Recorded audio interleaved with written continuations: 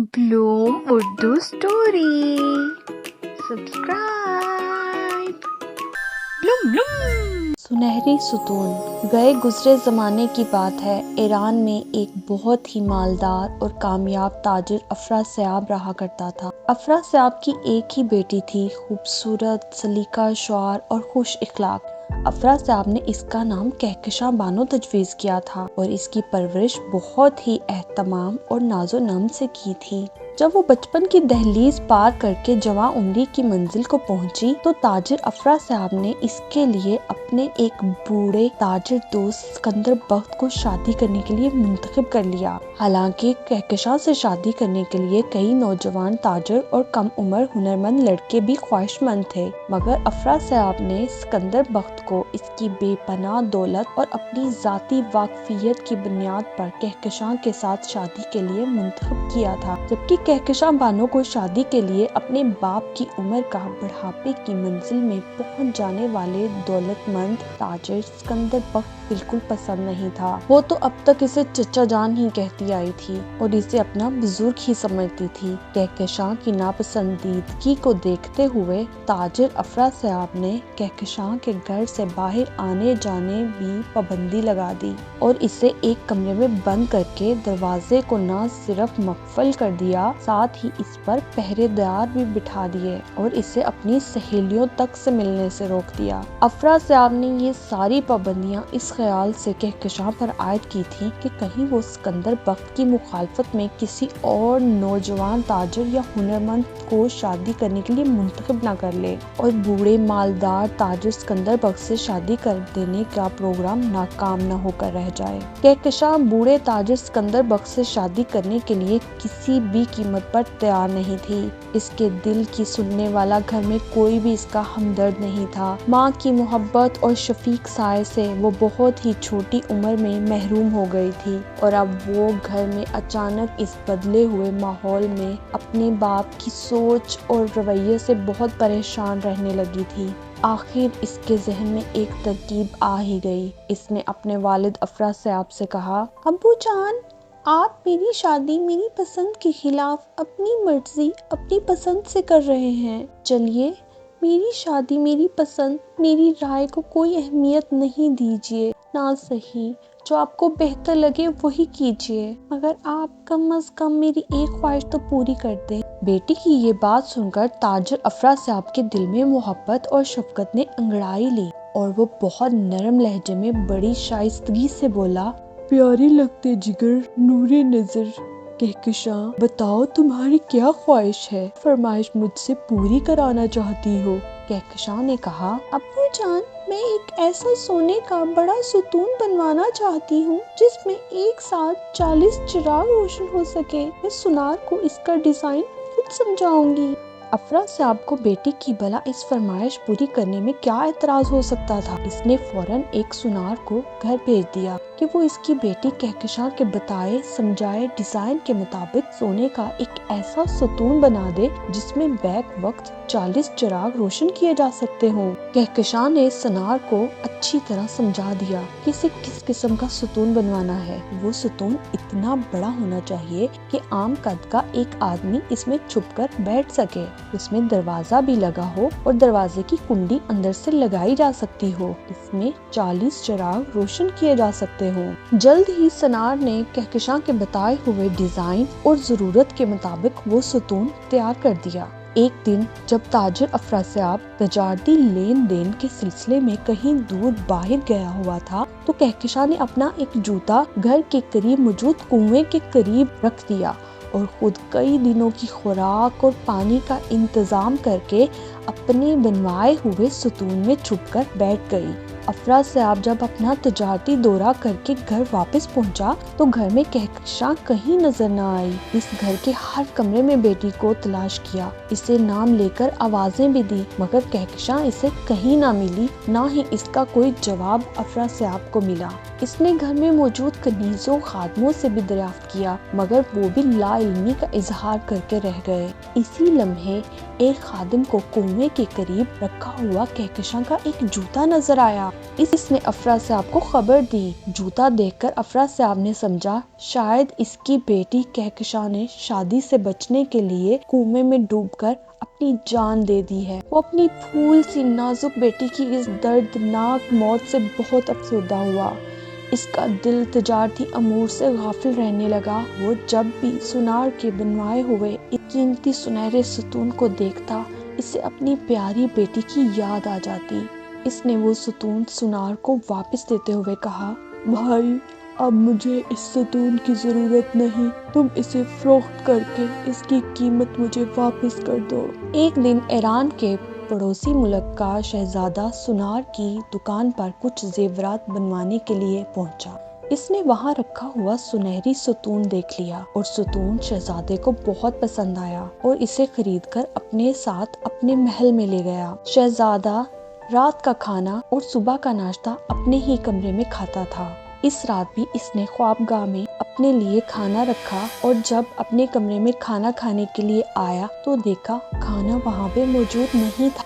اس نے دوبارہ خادم سے کھانا منگوایا اور کھانا کھانے کے بعد بستر پر لیٹ گیا۔ صبح بیدار ہو کر اس نے شاہی محل کی مسجد میں نماز فجر ادا کی اور معمول کے مطابق قرآن پاک کی تلاوت کرنے بیٹھ گیا۔ ادھر خادم اس کے لیے ناشتہ اس کے کمرے میں رکھ کر چلے گئے۔ شہزادہ مسجد سے واپس آ کر ناشتہ کرنے کے لیے دسترخوان پر پہنچا مگر وہاں ناشتہ نہیں تھا۔ اس نے دوبارہ ناشتہ منگوایا اور ناشتہ کر کے باہر چلا گیا۔ دوسری رات کو بھی اس کا کھانا کمرے میں نہیں تھا، اسی طرح صبح کو ناشتہ بھی نہیں تھا۔ اس سے بہت فکر ہوئی، دل میں سوچا یا الہی یہ کیا ماجرا ہے، میرے کمرے میں کھانا اور ناشتہ کہاں غائب ہو جاتا ہے۔ دراصل یہ کام کسی اور کا نہیں تاجر زادی کہکشاں کا تھا۔ وہ شہزادے کی غیر موجودگی سے فائدہ اٹھاتی اور کھانا لے کر ستون میں چھپ جاتی۔ جب یہ سلسلہ روز ہی ہونے لگا تو شہزادے نے چور کا پتہ لگانے کا فیصلہ دل میں کر لیا کہ اس کا کھانا کمرے میں روز کہاں چلا جاتا ہے اور یہ کام کون کرتا ہے۔ ایک دن وہ وہیں کمرے میں چھپ کر بیٹھ گیا۔ اس رات جب شاہی خدمتگار شہزادے کے لیے کھانا اس کے کمرے میں رکھ کر چلے گئے تو تاجر زادی کہکشاں اپنے ستون کی خفیہ جگہ سے باہر نکلی اور کھانے کے برتن اٹھا کر واپس ستون کی طرف بڑھنے لگی۔ جیسے ہی وہ ستون کے قریب پہنچی تو شہزادے نے پیچھے سے آ کر اس کے شانے پر تھپکی دے کر سوال کیا، تم آدمزاد کوئی عورت ہو یا پرستان کی مخلوق کوئی پری، اور یہاں ستون میں کیوں چھپی ہوئی ہو؟ کہکشاں پہلے تو شہزادے کو دیکھ کر بہت خوفزدہ ہوئی، پھر سنبھل کر بولی، شہزادے میں بہت مجبور ہوں، یہ سب میں نے خوشی سے نہیں کیا۔ پھر اس نے اپنی بابت ساری باتیں شہزادے کو بتا دی۔ تاجر زادی کہکشاں کی دکھ بھری آپ بیتی سن کر شہزادہ بہت متاثر ہوا۔ اس کے دل میں کہکشاں کے لیے ہمدردی کے جذبات امڈ آئے اور اس نے کہکشاں کو پسند کر لیا، اس سے محبت ہو جانے کا اعتراف بھی کر لیا۔ اب دونوں رات کو وہیں ایک ساتھ ملتے، کھانا کھاتے، بات چیت کرتے اور سو جاتے۔ صبح ہوتے ہی کہکشاں اپنے بنوائے ہوئے ستون میں چھپ کر بیٹھ جاتی۔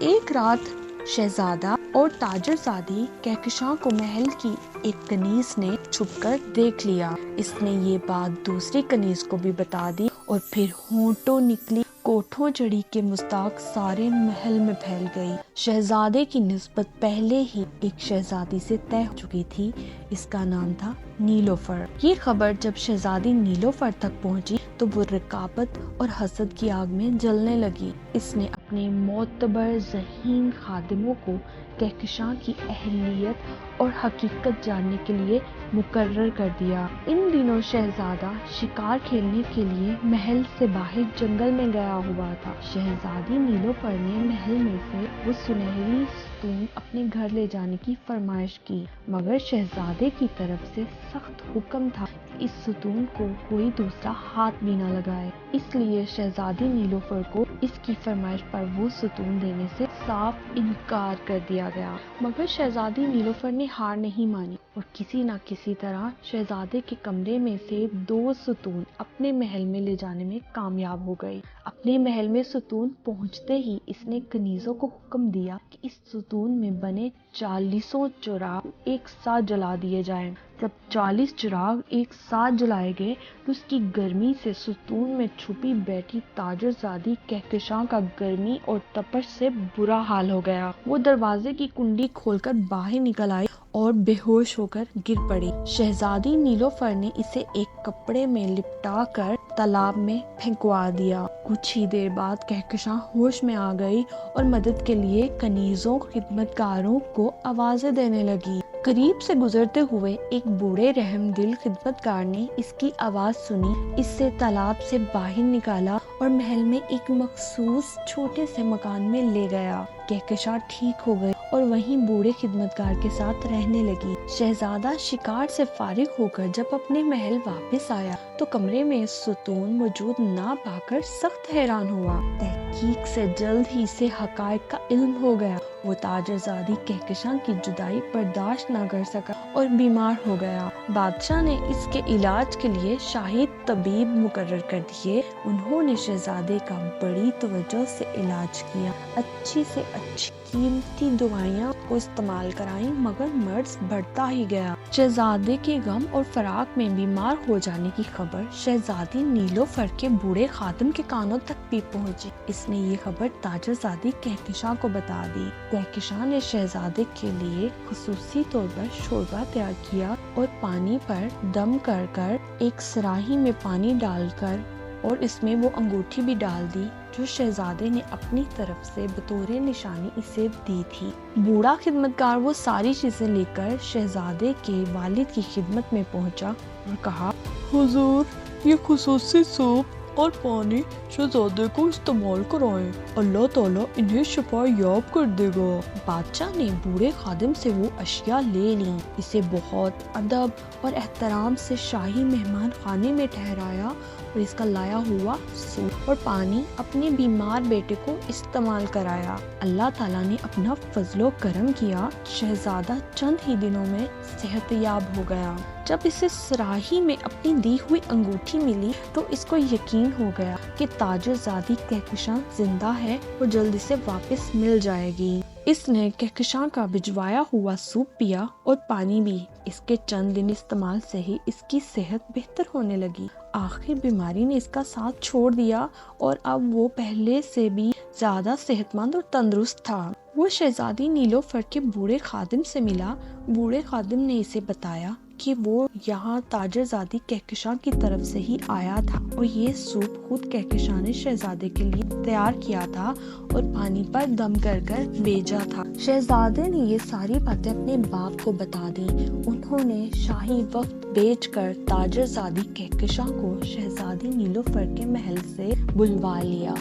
ساتھ ہی انہوں نے شہزادے کا رشتہ شہزادی نیلوفر سے کرنے کی بجائے تاجر زادی کہکشاں سے کرنے کا اعلان کر دیا۔ اپنے اعلان میں بادشاہ نے کہا، شہزادی نیلوفر ایک حسین جذبہ رکھنے والی خاتون ہے اور ایسی خاتون میری بہو نہیں بن سکتی کہ حبیب خدا محمد مصطفیٰ صلی اللہ علیہ وآلہ وسلم نے حسد، رقابت، بغض اور نفرت کو سینے میں بسائے رکھنے سے منع فرمایا ہے۔ جو پیارے رسول صلی اللہ علیہ وآلہ وسلم کی تعلیمات پر عمل نہ کر سکے وہ میری بہو کیسے بن سکتی ہے؟ پھر شہزادے کی شادی بادشاہ نے تاجر زادی کہکشاں سے کروا دی اور شادی کی تقریب میں تاجر افراسیاب کو بھی شرکت کی دعوت دی گئی اور سب ہنسی خوشی رہنے لگے۔